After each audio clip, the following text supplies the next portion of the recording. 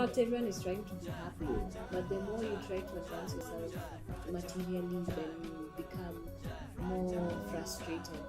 So how can I get to this level where I know that I'm supposed to be full of knowledge, very blissful, no matter what I'm trying to get out there. Even me, I'm still finding out. Continue watching, then we'll find out together. Yeah, please do. And so it's going out to Srila Prabhupada, to Guru Maharaj, to all the creatures on the planet Earth. And it's the same songs I want to see. Welcome, great souls. You're very welcome. This is Zawadi Matchless. My name is Darsi. Lakini ukienda home utafute show no cost juu hiyo ni story different. So Matchless Zawadi means matchless gift in English, and we have something for you here which we'd like you to go and share with the rest of the world. And this is basically self-realization. That is what we are concerned with, and your eternal connection to the Supreme Personality of Godhead, Krishna. Welcome very much. Hi everyone, my name is Cynthia. Welcome to our first episode of Zawadi Matchless podcast. We are very happy to have you, and we hope this will be a life-changing or give you good quality or change the quality of your life. Take whatever helps you. Welcome. Jai. Okay, so we are going to start by, I know you introduced it a bit, but just tell us, what is Zawadi Matchless? Okay, so Zawadi Matchless means matchless gift, and the gift is basically this knowledge of self-realization, or rather this knowledge of the Supreme, our eternal connection to Krishna or God. Some people call him Enkai, some people call him Nasai, but it's the same person. So the matchless gift is understanding that you actually have an eternal connection with this person, because once you understand that, then it comes with so many other things in between, which are like matchless gifts that you cannot get from anyone else. Okay, and once you get all these matchless gifts, what am I supposed to do with? You're supposed to share it. If you have something nice, utaka nayo. Okay. Okay, like for example, when you're happy, you always feel like you want to share it with someone.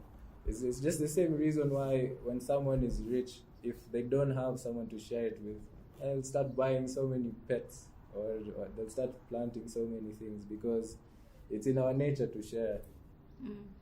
Okay, so is that the purpose, to share this God consciousness? Yes, okay. That is the purpose of Zawadi Matchless. Yeah.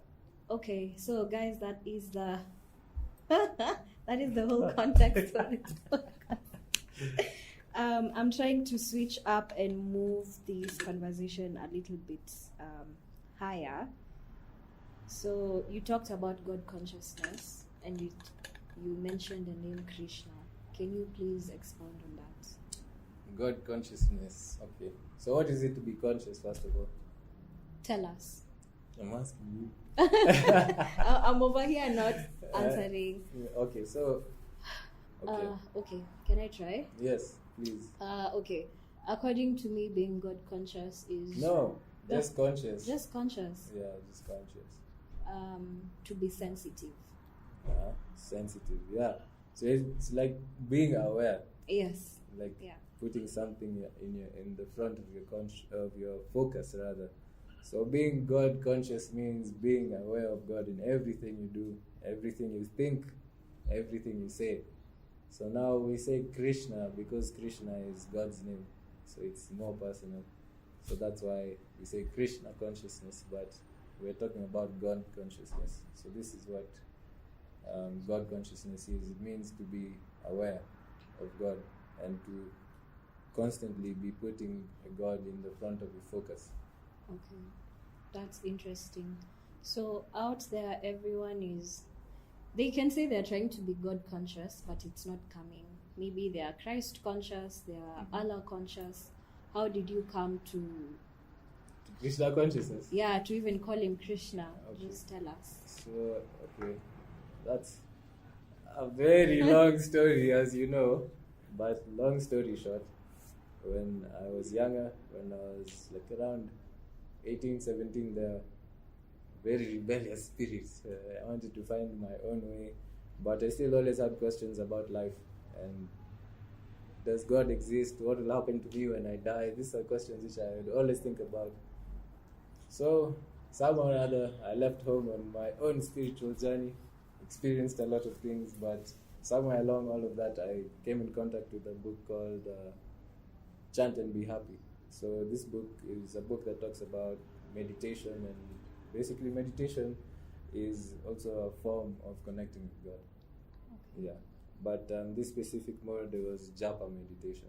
So at Hare Krishna, there is the practice of chanting the names of God and meditating on the names of God. So when I came across this book, I started chanting every morning, and I could feel the presence of God, and I could see the changes in my life. So that's how I came into Krishna consciousness. That's the abbreviated format. Okay. Yeah. Guys, when you come to Krishna consciousness, you apparently get rich also. So, we've just spoken about being conscious, and I believe you being conscious about, you can be conscious about your surrounding, but also yourself. And to be Yes. conscious with yourself means you will ask yourself questions like, who am I? Yeah. Who are you? Wewe ni nani? Yeah. Yeah, okay. So, what's your question though?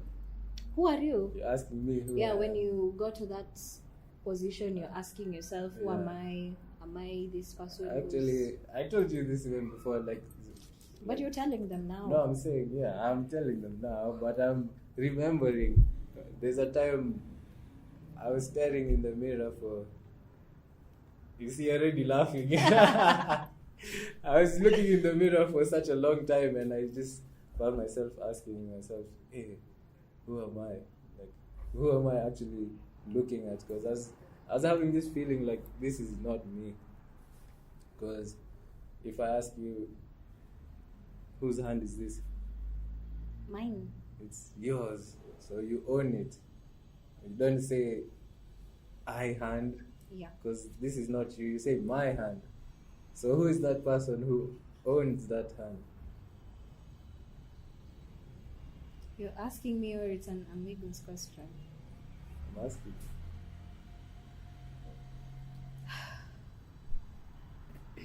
So now that's the real self, the person who is thinking about these things and who is like inquiring about like life. Now that's the real individual who is inside the body but is not the body. That's why we refer to this as other than us. So I am a spirit soul within this human life form. So that is that's who I am. Okay. So that's the first step. Yeah. Yeah. So in my time being here, I know that anything that changes is not eternal. So even I know, or try to know and understand and come to that realization that I'm not this hand, I'm not this finger, I'm not my feet, I'm not Kenyan. what you see. I'm not Kenyan, I'm not a girl. Yeah, I'm not a girl. A but feminist. none of those, all those titles, no, because they keep changing. They Yeah. will change at some point. And that means then I am inside me. Can you understand? Do you get that? Like, I am inside me. Mm-mm. No? You are inside this body. Yes, I am inside this body, thanks. I am inside this body, and so anything I experience or you see externally is just to take me through this life, right? Okay. So I just want to understand Mhm. that we are taught, or this philosophy brings us to a conclusion that we are not this body, and they give us a definition that we are the soul. Yeah. What is the soul? What is the soul? So the soul is the soul is living force, yeah? The soul is what gives the body life. So the soul is me, the soul is you. People like to say, oh, I have a soul. No, you don't have a soul. You are Have a the body. soul. Yeah, you have a body, not Yeah. you're not a soul. So the soul is like we say that we are eternally connected to Krishna because we emanated from him. So we are like sparks from a flame. So in that sense, the soul is eternally connected to Krishna, and the soul is the living entity. Actually, if anyone asks you, like simply put, the soul is the living entity. So that's why we're eternally connected to Krishna, because if you've come from Krishna, like you've separated or you came from him, like your whole essence, you just like a spark that came from the flame. You're eternally connected, and what happens to a spark when it stays too far away from the flame? It goes off. So that's why our constitutional position is to be with Krishna, eternal communion. That's why we talk about God consciousness. So if you're always conscious of God, then you're always with God. Everything you're doing, you're with him, because our connection is not physical, it's a spiritual one. So if you're God conscious, then you're always connected to the flame. It is very important for us as human beings to ask ourselves who we are. We will know everything else. Like there's all the information we want, how to get rich, how to get a good house, how to get a husband, a wife, but we don't know who we are. So do we expect to get all these other things when we perhaps do not know where we are and where we are coming from? So perhaps also maybe to understand what this body and soul is, and this is not meant to be very dark or gray, but we know people, and we've seen people around us who used to exist like us, and then one time we hear they're not there, right? And I know it especially hits home when it is very close to you. When it's far, you feel, oh, Yeah. well, but when it hits home, that's when you feel you get a lot of questions also. So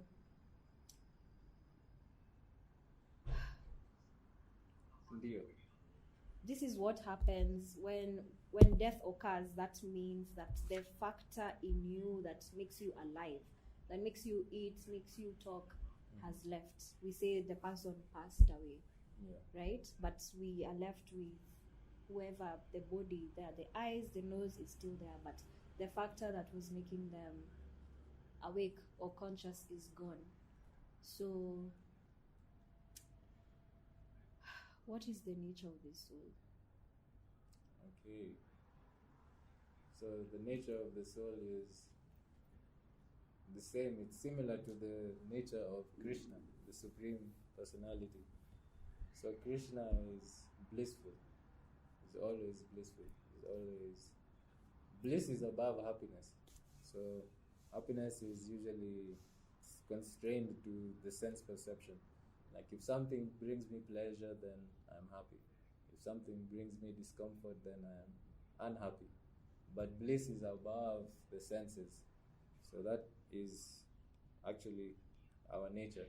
So that's why we're always trying to seek out happiness. There's no human being who is asema, hey, leo natafuta shida, leo acha niende nitafute mashida. They don't want to be happy, I want to be depressed. No, there's no one who actually seeks it out. So that's because our nature is to naturally be blissful. But as I've explained, happiness is tied down to the senses. So bliss is attached to spiritual activity, because spiritual activity is above the senses. Although you still get pleasure sometimes, it's above because it's not going to bring you down into the lower states of consciousness. Another attribute is Krishna is full of knowledge. So similarly, the soul is full of knowledge, but we've forgotten Krishna. So we are in the process of trying to regain that relationship. And within the heart, Krishna reveals the knowledge. And the last one is the soul is eternal.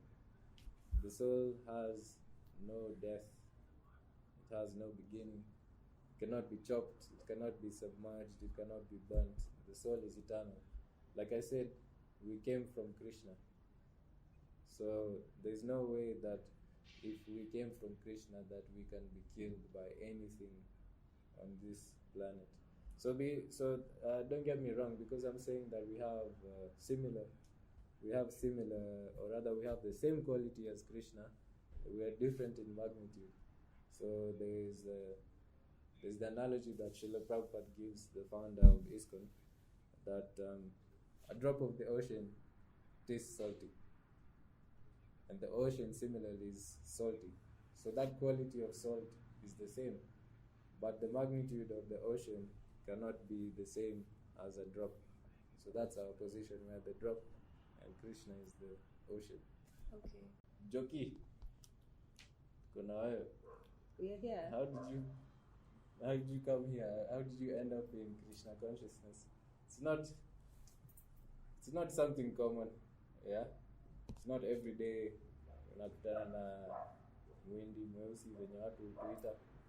So how did that happen? Okay. I feel like this is usually such a long story for everyone. But for me was mostly, I had a lot of questions, especially about death, and it's not because that I lost someone or anything like that. It was just like, oh well, apparently I'm gonna die, so what is this I'm doing right now? And then of course there were other life experiences I went through that made me really question about God, and I was truly looking for God, and I wanted him to come and sit here with me and just hug me, and I wanted to talk to God like the way I talk to my physical dad. So I used to pray a lot. I used to go to church and just pray that the pastor speaks, that God uses the pastor to speak to me, and I'd go there and I'd be like, oh well, that is not exactly what I was looking for.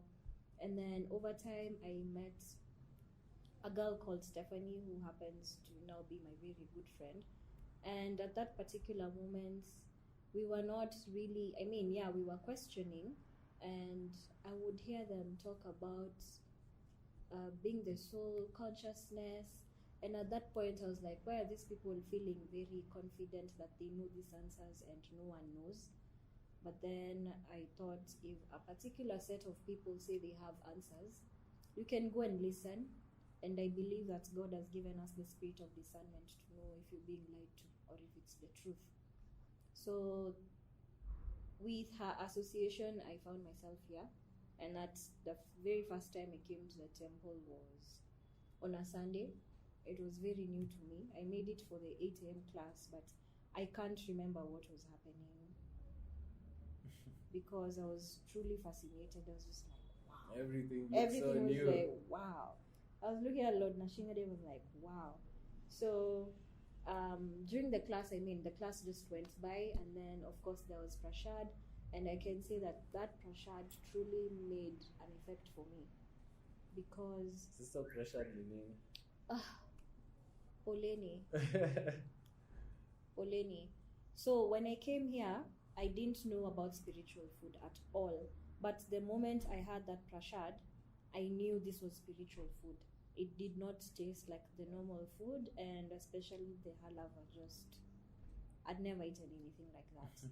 So that is how I came to Krishna consciousness, because I was looking for God, I was looking for solace, and I was looking for love. Yeah. Great, thank you. So umesikia, kikula food hapa mtapata God direct. Upendo direct. So, but okay, how was the transition? Because life before joining Krishna consciousness is very different, and it's like a very holistic, it's a holistic religion, culture. So how's the transition? How did your friends take it? How did your family take it? That's usually very interesting. Okay, so when I came here the first time, I was also given the mantra. I was given the japa, the beads, this Abid used to do the Hare Krishna Maha Mantra. And I can say at that time I really didn't feel the heaviness of this mantra. I was just like, oh well, I'm supposed to chant using these beads. And then, but what really got me into it was reading Srila Prabhupada books.